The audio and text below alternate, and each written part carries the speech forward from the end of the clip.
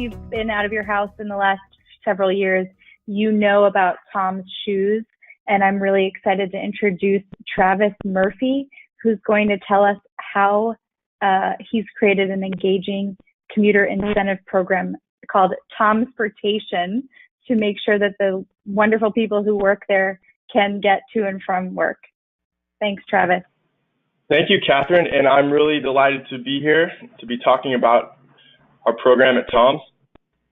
So yeah, I'm the facilities manager here at Tom's Shoes in our Los Angeles headquarters, and I'm going to share with you all a little bit about our commuter incentive program. So I'm going to jump right into the agenda. We have a fun-filled 10 minutes together, and then we'll take some questions at the end as well. I'm going to start at a pretty high level, just talking about our TOMSportation commuter incentive program. And then we'll jump into the why. Why did we create our program? What needs does it meet for our business?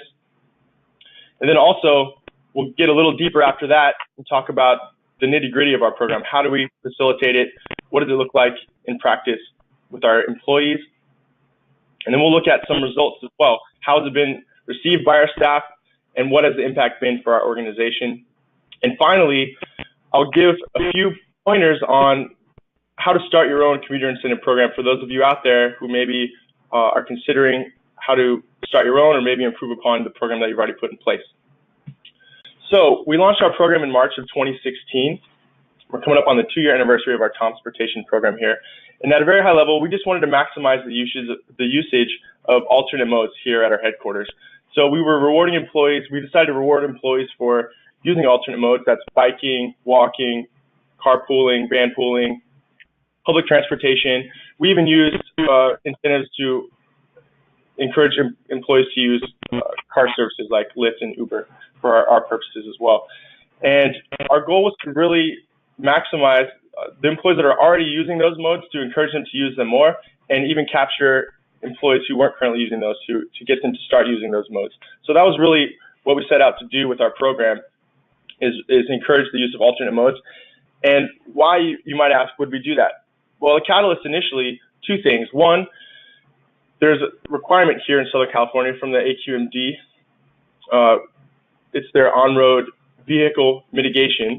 So we had to comply with that. And we also were running into some parking issues where we needed more parking. So in addition to looking at overflow remote options, we thought, hey, why not use this program to get less cars coming into our office? And so that was the initial catalyst. Now, as we started looking at our program, we also saw some synchronicities with our current programs and our company culture in general, mainly our wellness offerings here, and then our efforts towards sustainability and environmental considerations. So we saw some great opportunities for some synergies with our existing programming as well. And I think that's the thing that's really helped our program get some great traction and to be significant for our company. It's not only meeting business needs, but it's also tying into our company culture and reinforcing some current programs that we already had in place. So that's going to help us be successful into the future. Now, as far as our program in practice, day to day, we sent out a survey when we were first launching our program, when we were getting it together about 2 years ago. And one thing that we were trying to understand was what types of incentives would be meaningful. Also, we wanted to understand how much of an incentive would be meaningful. So to get employees to use these alternate modes, how much would it take? And we got an interesting response, but one thing that was loud and clear is that money is what people want, cash money. So that even beyond any kinds of gift cards or other types of incentives, cash is just pretty simple. So we crafted our program accordingly, and the way that it landed, we're focusing on a trips-based solution. So employees can log 20 trips in a month, and they'll get $45 for that. If they log 36 trips in a month, and they'll get $85 for that. And I think the goal with that is when you look at a trips-based model, it really encourages employees to focus on those alternate modes. So if you log, a one-way trip is a one-way commute is a trip. So in one day you can get 2 trips. So really 20 trips looks like 10 days of commuting. 36 trips looks like 18 days. So we're trying to hit those key numbers with our employees, encourage them to use their alternate modes. And it should be noted too, though, not all perks have to have a cost associated with them. So we've also set up preferred parking for our carpoolers. We set up a commuter benefits FSA, where our employees can set aside pre-tax dollars to pay for qualifying expenses that are commute related. So these are two good examples of benefits and perks that don't necessarily cost the company dollars. And that's kind of a great transition into talking about key partners. When we were launching our program, when we were getting it together, we looked internally first and tried to figure out who are the key stakeholders. So when we're talking about something like commuter benefits, we wanted to turn to our comp and benefits team and see how they could help us and really lean on their expertise in that realm. And when we're talking about paying out the incentives, we talked to our payroll team to make sure that's something they could facilitate and it wouldn't be too much of a burden for them. And then even taking it to our culture and experience-minded people in HR to see how this program could tie into some of our current offerings, our current programs, and our company culture at large. So it's really important when we're developing a program, if you already have a program or you're developing one yourself, to really look to your team and see where those cross-functional collaborations can happen. Also, looking externally, the day-to-day operation of our program as it is now, one of the main, I would say, facilitators and kind of the backbone of our program, and this is a shout out to Right Amigos, of course, the facilitators of our annual CommuteCon. We really rely on their platform for our employees to log their trips, to track their incentives. They can find carpools, find a bike route, and they can even view their own stats and check out how much money they saved, how many calories they burned, their environmental impact from their commutes. So the platform that Right Amigos provides for us, really, we wouldn't have a program without it. And so thank you guys for that, and thanks for putting this together. That's been a really important factor for us in having a program that's sustainable. And then also the AQMD, they've helped us as well when we were launching our program, and as we continue to revise it. They give us great suggestions on how, for example, how can we market and communicate our program internally to our staff. But they've been a great resource for us as well. So it certainly hasn't been something that we've done alone in the silo, but it's been a great collaborative effort to get our program up and running and to continue running into the future. But let's check out how our program's been received for a second. All this effort, what has it yielded for us? Well, in 2017, we had about 10% participation, employee participation on average. And that means 10% of our staff is logging a trip in the platform. That's sort of where we get that stat. And we had a high, we peaked about 15% employee participation when we did Bike to Work Week last May. So we always see a peak when we put on special events like that, and we can answer some questions about our Bike to Work Week if you have them later on. And our parking impact, we've seen about an 8% decrease in the cars brought to our office from the trips, based on the trips that have been logged, and that's kind of how we calculate that. And speaking of trips logged, in 2017, we had over 8,000 trips logged to our office, which is pretty impressive. And to break that down into a more meaningful number, that's over 83,000 miles that we had logged, which is equivalent to circling the globe over 3 times. So if we had all of our employees' mileage laid out, it would go around the globe 3 times, which is pretty impressive. So those are some fun stats there.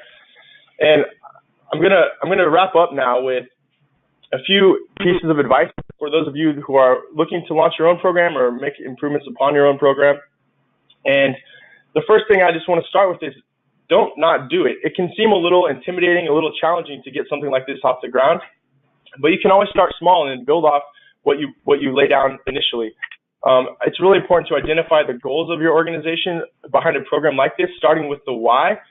You might find business reasons for a program like this, government requirements, or even reinforcing aspects of your company's culture. But either way, don't be intimidated, and I would say start small and just know that a program like this is constantly going to be evolving and changing as your staff and their habits evolve and change as well. And so, but don't let that be a barrier for starting a program like this. Also, don't do it alone. As I kind of referred to earlier, identifying those key partners, that's really important when you're getting a program like this together, when you're crafting a commuter incentive program. And every partner that you can identify will bring their own expertise to the table. There might even be existing elements and programming that you can leverage for your commuter incentive program, whether that's internal or external. So really look to governmental agencies, transportation departments, look at your organization internally. A lot of companies have those culture and experience-minded folks. So be sure to talk to plenty of people when you're getting your program off the ground, and don't do it alone. That's my encouragement to you. And finally, this last point, knotting it up, that's kind of tying into this idea of the more that you can tie your program into business needs or existing programming, the better, and the more meaning that your program will have. You don't want your program to be a standalone that's not really doing anything to excel your culture or to meet specific business needs, because obviously doing something for the environment is great, but that won't always carry enough weight to have your program last for years to come. So that would be my final bit of advice, is try to find as many ways to tie it into your business and your culture and even government requirements as possible. Well, thank you all for your time. I'm going to take it to Matt for some questions. Let's see if we've had any that come in. We actually do have some great questions for you. The first should be a pretty easy one for you to answer. You talked about having a 10% participation rate. Approximately how many employees are you talking about there in your Tom's office? Yeah, 2017 we averaged around 250. So yeah. Cool. And so the next question, that first question came from Charles Dix. Thanks, Charles. Great question. The next is from Raul Amesquita. And Raul would like to know, aside from just logging their time and their trips, how are your employees verified as sustainable commuters? Are you just using the honor system, or is there anything else that you're doing to sort of check in and make sure nobody's gaming the system? Yeah, that's a great question. And I think that's probably one of the biggest challenges with programs like this. Unless you want to really devote some resources to verifying those things, it can get quite intense. I think here at Tom's, we definitely rely on the honor system, and we're fortunate enough to have a staff who is pretty honest for the most part. Obviously, we can't guarantee that 100%, but yeah, we rely on the honor system here, and so far it seems to be working pretty well. Cool. Question from Kobe. Kobe would like to know, does Tom's have a telework program, and is that tied into the work that you're doing with alternative transportation as well? Yeah, great question. So we do have a work from home. We have a flex schedule option. However, the way that we kind of viewed that's a pretty big perk in and of itself. So we don't actually we don't qualify working from home as a qualifying mode, if you will. So yeah, we don't include that in a sort of quote unquote trip that you could log on the days that you're working from home. Cool. And I think we've got time for one last question here. This will come from Susan Harkins. Were there particular business needs that you tied this program into? So for Tom's as a business, was there what was the impetus for doing this? Is it just because you wanted to be awesome, or were there other reasons for starting a program like this? Yeah, I mean, there were a few main reasons. As far as the business needs go, like I said, we had the South Coast AQMD, the Air Quality Management District. They have requirements for organizations over 250 employees to reduce the number of cars coming into your workspace, or you have to meet their average vehicle ridership quotient. So that was coming from the state. And then as far as our business goes, we were kind of maxing out on parking. So as we're looking for overflow parking, we also were trying to drive down the number of cars for that reason. And then, on maybe a less bottom line focused reason, to reinforce our focus on wellness, employee wellness, and also our initiatives towards being sustainable and environmentally minded. So yeah, there were quite a few working for us, and I think that's why our program has really been successful and will hopefully be around for years to come.